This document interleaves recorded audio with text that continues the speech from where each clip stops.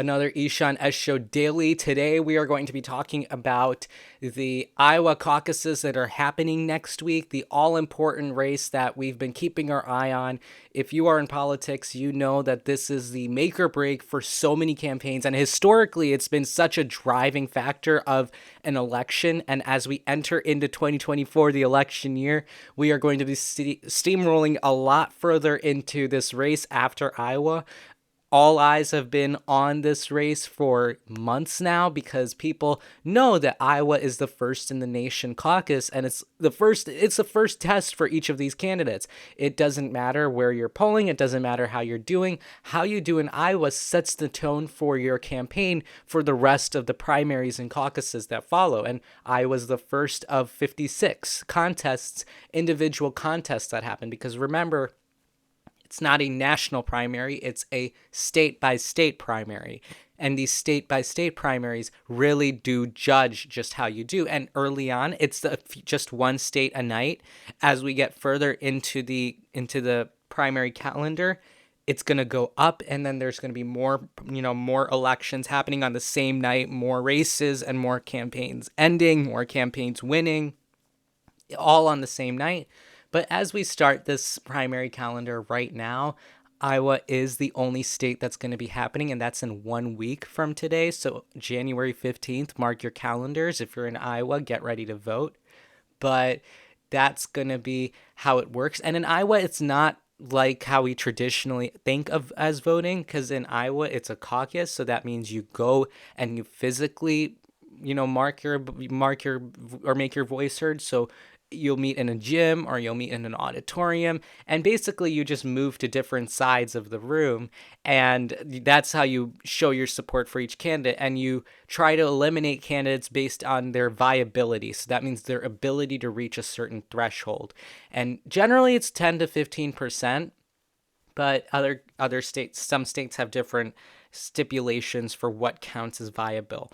But for this race, we have Iowa that is happening on January 15th, and the candidates have different priorities, and they have different reasons to think that their campaigns are going to be made or broken as a result of this. I think if we start with the big elephant in the room, no pun intended to my Republicans out there, but if we just start with the big elephant in the room, it's Donald Trump. He is at 50% in this state.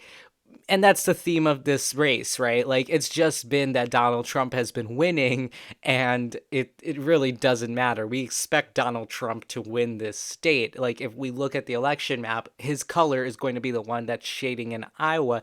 And honestly, almost every other state. I think there might be a few states where it might shift here and there, but for the most part, Donald Trump is going to win this state.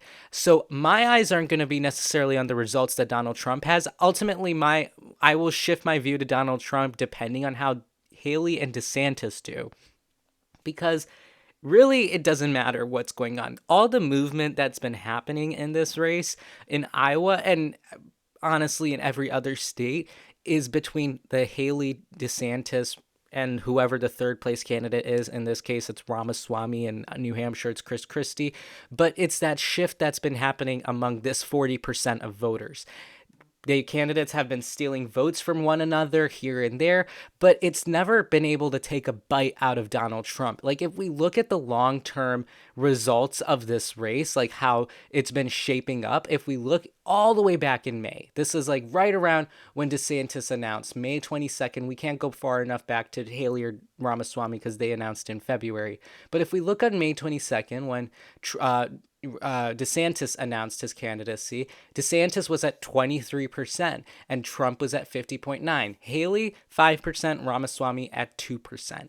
So that's where we were. Today, we're at Trump at 50% still at 50%. DeSantis at 18%, Haley at 15%, and Ramaswamy at 6%. For DeSantis, he's been the second place candidate the entire time in this race. At his peak, DeSantis was at about 28%, and Donald Trump was at one of his lower points. I think Trump's lowest point was when he was right around that August debate when he was polling at like 40%.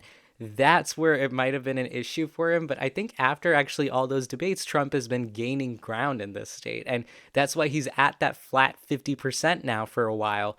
So DeSantis is our second place candidate. So if we look at priorities for each candidate, we're going to start from the top and work to the bottom. So DeSantis going into Iowa, this is important for him. This race is going to be important. I know we talk about it a lot that these races are make or break, but literally for this unique type of race where the front runner is like 30 points ahead of everybody else, that second place showing really matters. And it's being reported that for DeSantis, his measure of viability, at least his campaign's measure of viability in this race, is if he comes within 10 points of Trump. Now, where they're getting 10 points, that I don't know, because all the numbers show one thing, which is that DeSantis is not within striking distance of Donald Trump like that.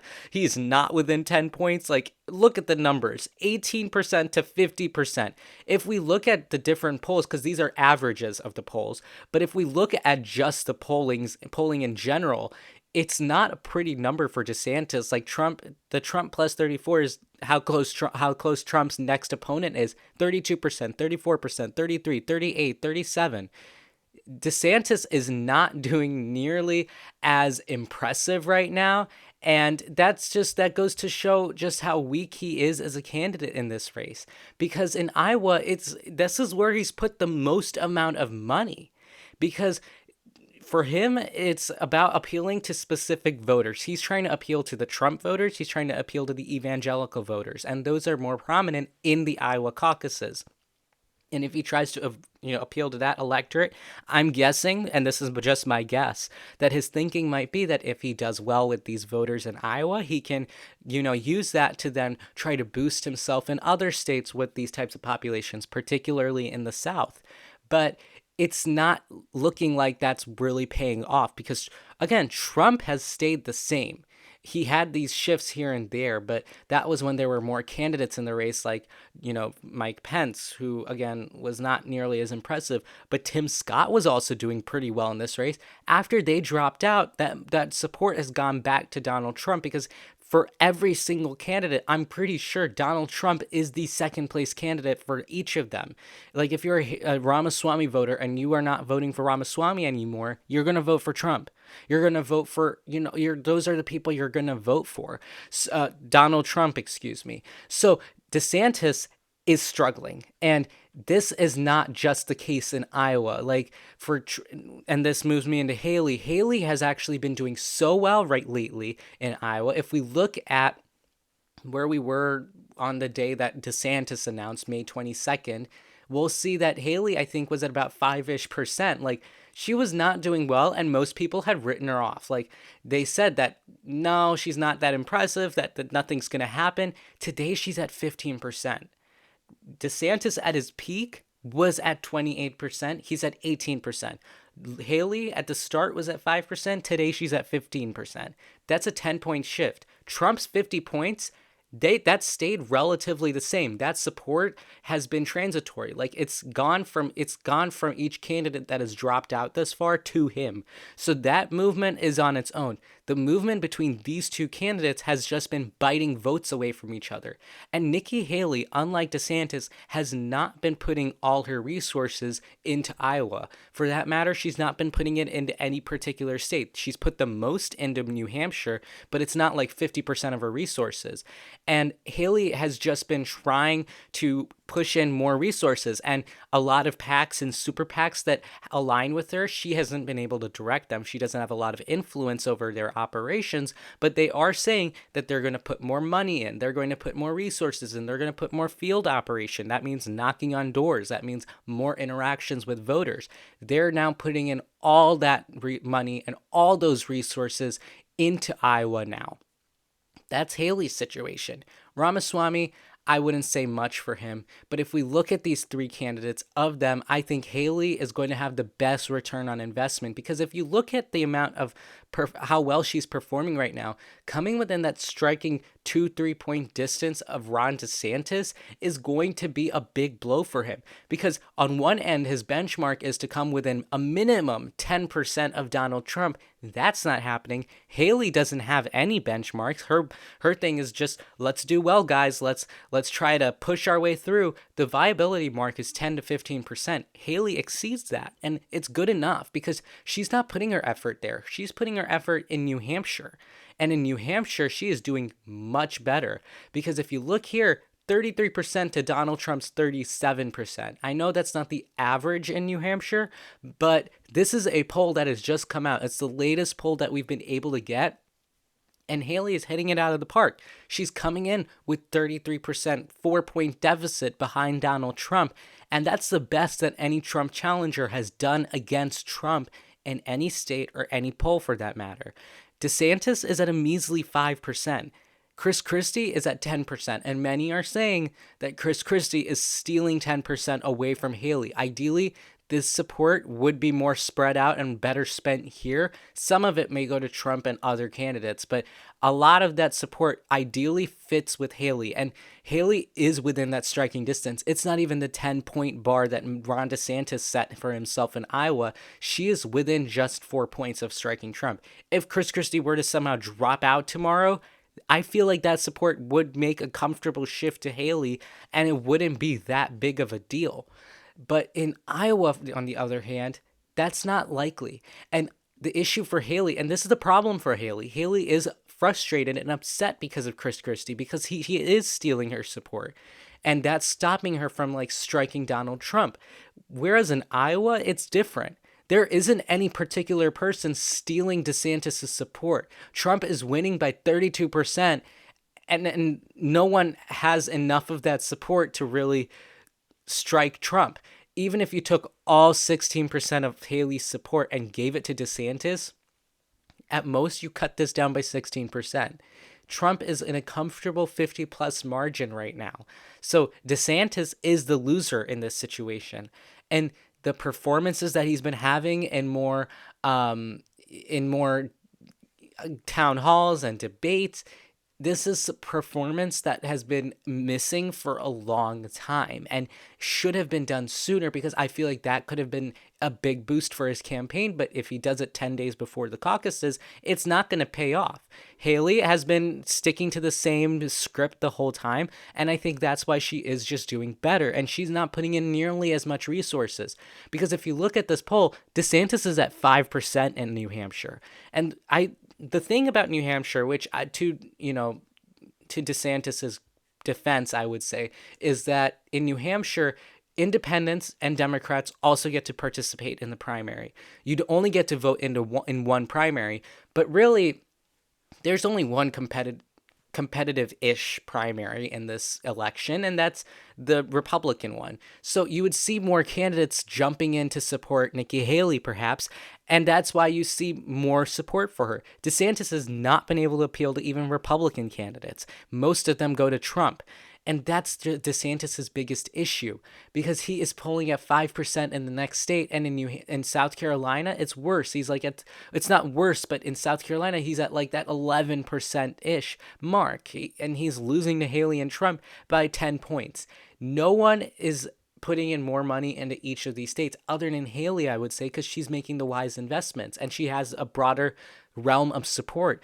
For Ron DeSantis, Iowa is make or break. So if we look at this map, Iowa awards its delegates proportionately.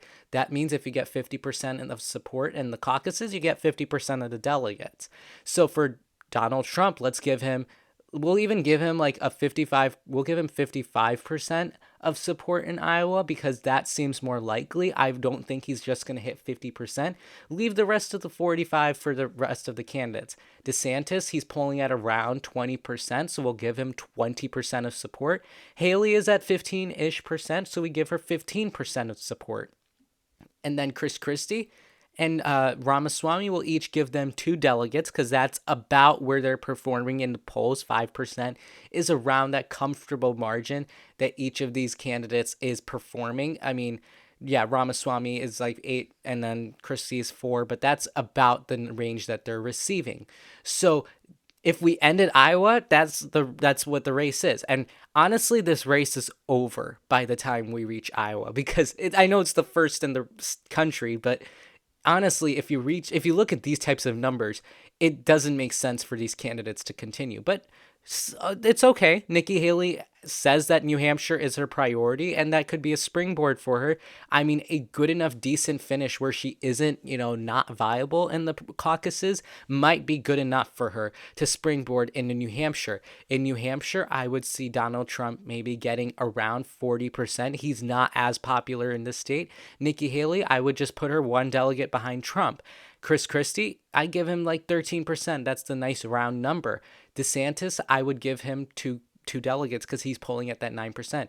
Vivek Ramaswamy, I don't even think the way he markets himself, I don't even think he gets that type of support in New Hampshire. I know he's getting like 10% here, but that's only when he eats right out of Trump.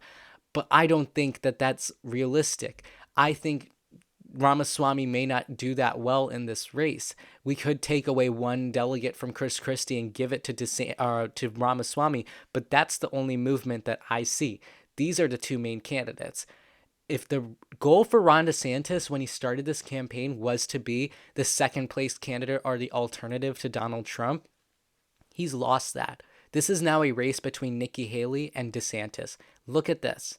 Haley, if on a national level, is the second place candidate now, albeit by 0.1%, but it's been a slow but sure rise to relevancy. If we go to 538's measure and we just look at the national polls, let's pull up the nationwide polling.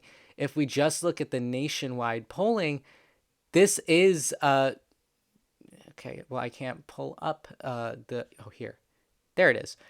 If you look at this, Haley is, it's even more disappointing when you look at this, but Haley is now emerging at that top spot, ready to take away DeSantis' thunder. Look at DeSantis falling, just consistently falling. And that's just been the theme of this race for him. Disappointing. And no one at all says that he's done anything better. Haley's the only shoot up, but again, what from 0 to 10%, and DeSantis from 30 to 10%. Trump is stealing this nomination. And that's why I say that the race is over in Iowa and the race is over in New Hampshire. Obviously, I'll still cover if there's something else to happen. South Carolina, that's Nikki Haley's home state, where she does have 20%. But unlike these two states, South Carolina awards 50%, I think, is what you have to get most of the delegates, and then they award it by congressional district. And I don't think Haley's winning in every single congressional district, to be honest with you.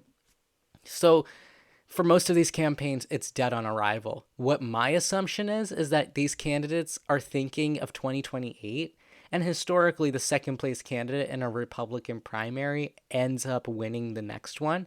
So maybe that's what they're thinking is. I don't know. I don't run their campaigns, so I couldn't tell you. But that's what my prediction is for the Iowa caucuses that are happening next Monday. Maybe I'll make another Iowa video. Maybe things might change. Who knows? But I'm looking forward to the Iowa debate that's happening this week. That's going to be happening on Wednesday on CNN.